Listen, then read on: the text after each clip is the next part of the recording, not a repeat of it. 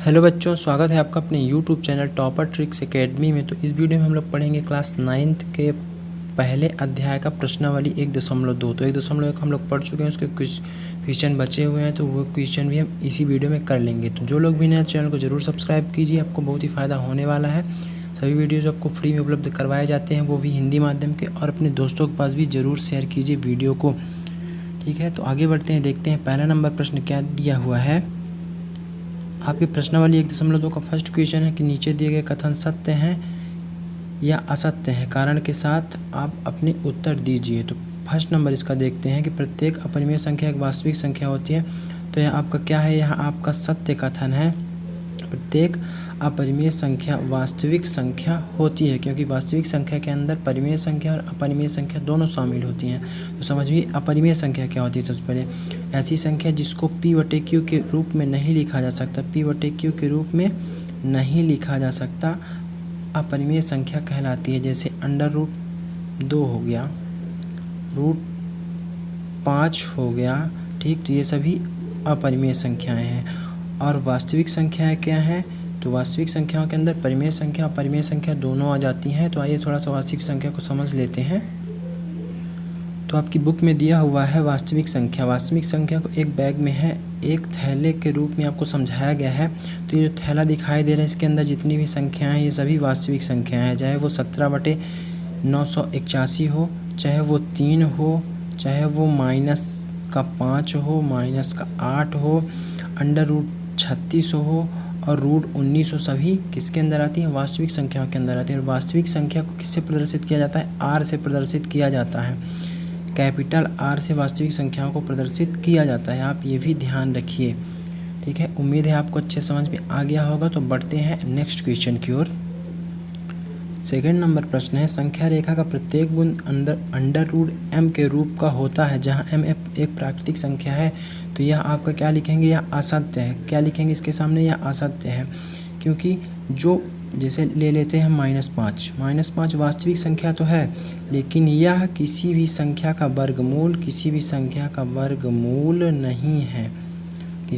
का वर्गमूल नहीं है। तो ये बोल रहा है कि प्राकृतिक संख्या किसी भी प्राकृतिक संख्या का वर्गमूल नहीं है। तो यह आपका कथन असत्य है। -5 जो होता है वो एक वास्तविक संख्या है, लेकिन यह किसी भी प्राकृतिक संख्या का वर्गमूल नहीं होता है। तो अब समझते हैं थोड़ा सा प्राकृतिक संख्या क्या होती है। प्राकृतिक संख्याएं होती हैं आपकी 0 को छोड़ दीजिए, उसके अलावा 1, 2, 3, 4 एंड सो ऑन डॉट जितनी भी संख्याएं हैं, अनंत जितनी भी संख्याएं, वो सभी संख्याएं प्राकृतिक संख्याएं होती हैं। और 0 को अगर शामिल कर देंगे तो ये हो जाएंगी आपकी पूर्ण संख्याएं। 0 को भी शामिल कर देंगे तो आपकी हो जाएगी होल नंबर, पूर्ण संख्याएं हो जाएंगी। तो देखिए थर्ड नंबर अब क्वेश्चन देखते हैं, प्रत्येक वास्तविक संख्या एक अपरिमेय संख्या होती है। तो प्रत्येक वास्तविक संख्या एक अपरिमेय संख्या नहीं होती है, यह आपका असत्य है। ये कैसा कथन है, ये आपका असत्य कथन यहाँ लिखेंगे। क्यों असत्य है, क्योंकि जो वास्तविक संख्याएं होती हैं उनके अंदर परिमेय संख्याएं भी होती हैं, केवल अपरिमेय संख्याएं नहीं होती है। पूछ रहा है एक अपरिमेय संख्या ही होती है, नहीं, उसके अंदर आपकी परिमेय संख्या भी होगी जो p/q के रूप में लिखा जा सकता है, और एक अपरिमेय संख्या भी होगी जिसको p/q के रूप में नहीं लिखा जा सकता। दोनों शामिल होती हैं वास्तविक संख्याओं के अंदर, इसलिए आपका ये कथन क्या है, असत्य है। इसका सेकंड क्वेश्चन देखते हैं। दूसरा नंबर प्रश्न क्या है, देखिए सेकंड नंबर क्वेश्चन, क्या सभी धनात्मक पूर्णांकों के वर्गमूल अपरिमेय होते हैं, यदि नहीं तो एक ऐसी संख्या के वर्गमूल का उदाहरण दीजिए जो एक परिमेय संख्या है। तो देखिए सबसे पहले तो इसका ये कथन, क्या सभी धनात्मक पूर्णांकों के वर्गमूल अपरिमेय संख्या होते हैं, तो ये होता है असत्य। क्या होता है, ये लिखेंगे असत्य, नहीं। क्यों ऐसा होता है, क्योंकि देखिए हम आपको समझा रहे हैं, यदि नहीं तो लिखेंगे नहीं। क्या लिखेंगे, नहीं।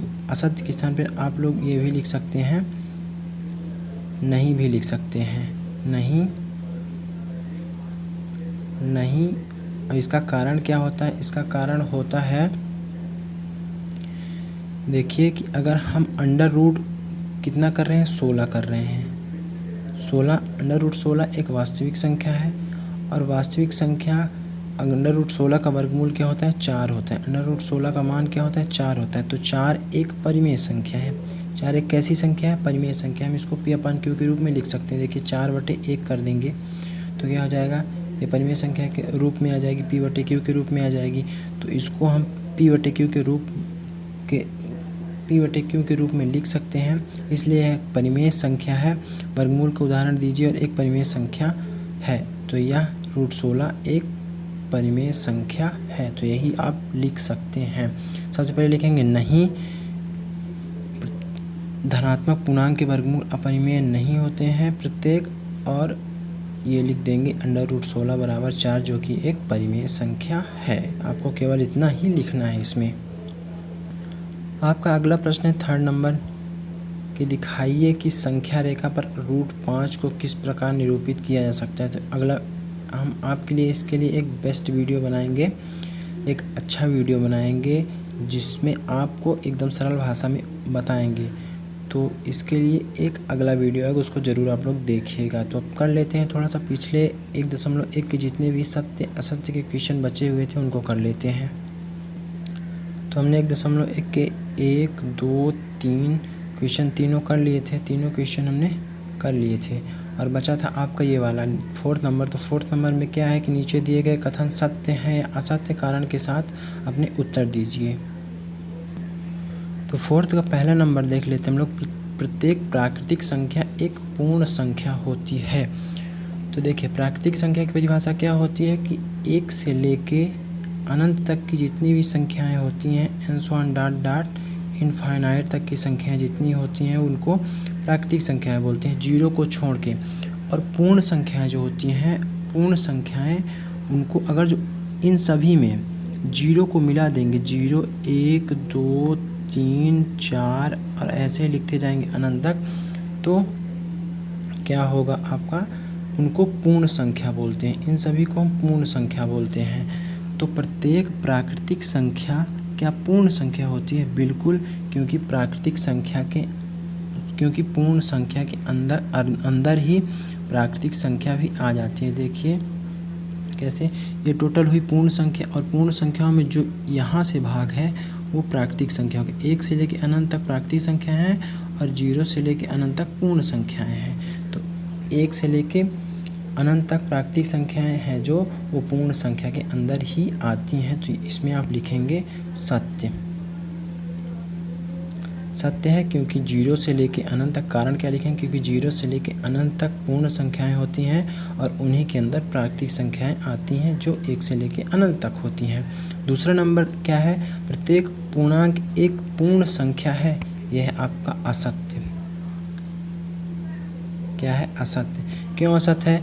क्योंकि जो पूर्णांक होता है, पूर्णांक क्या होता है? पूर्णांक माइनस इनफाइनाइट से लेके प्लस इनफाइनाइट तक। इनफाइनाइट मतलब प्लस अनंत से लेके माइनस अनंत तक होता है। जैसे माइनस इधर -1 लिख सकते हैं, -2 लिख सकते हैं संख्या रेखा में, इधर -3 लिख सकते हैं। ऐसे ही करते करते करते करते अनंत माइनस अनंत, और इधर 1 लिख सकते हैं, 2 लिख सकते हैं, फिर 3, फिर 4, ऐसे ऐसे अनंत तक है। ठीक, तो ये जो होता है ये टोटल पूर्णांक होती है।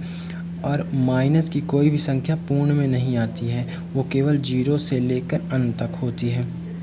केवल 0 से लेकर के अनंत तक की संख्याएं होती हैं। अनंत तक की संख्याएं जो होती हैं वो पूर्ण संख्या होती है। और जो पूर्णांक होता है वो माइनस की संख्याएं भी होती हैं। तो ये आपका क्या होगा? ये आपका असत्य हो जाएगा। असत्य। उम्मीद है आपको अच्छे समझ में आ रहा होगा ज़रूर, और वीडियो को आप लोग शेयर ज़रूर कीजिए और चैनल को सब्सक्राइब कीजिए जो लोग भी नए हैं। तो 3rd नंबर देखते हैं। प्रत्येक परिमेय संख्या एक पूर्ण संख्या होती है। तो ये भी आपका असत्य है। क्या लिखेंगे? असत्य लिखेंगे।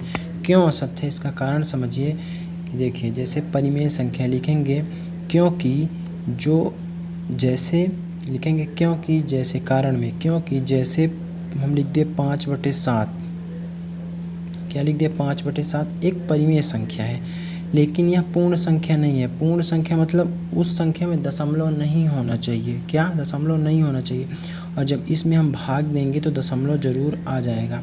तो यह एक पूर्ण संख्या नहीं है। प्रत्येक प्राकृतिक संख्या एक पूर्ण संख्या नहीं है, क्योंकि उदाहरण के रूप में अगर जो हम 5/7 को लेते हैं तो वह एक पूर्ण संख्या नहीं है, वो दशमलव के रूप में आएगी। अगर जो हम इसको सॉल्व करेंगे तो भाग देंगे 5 में 7 का।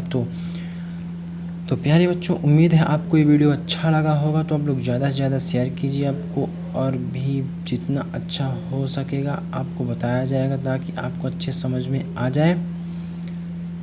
तो उम्मीद है आपको अच्छे समझ में आ ही रहा होगा। तो शेयर कीजिए, सब्सक्राइब कीजिए, ज़्यादा से ज़्यादा जोड़िए बच्चों को, और खुश रहिए, मस्त रहिए, अच्छे से पढ़ाई करिए। मिलते हैं नेक्स्ट वीडियो में। जय हिंद, जय भारत।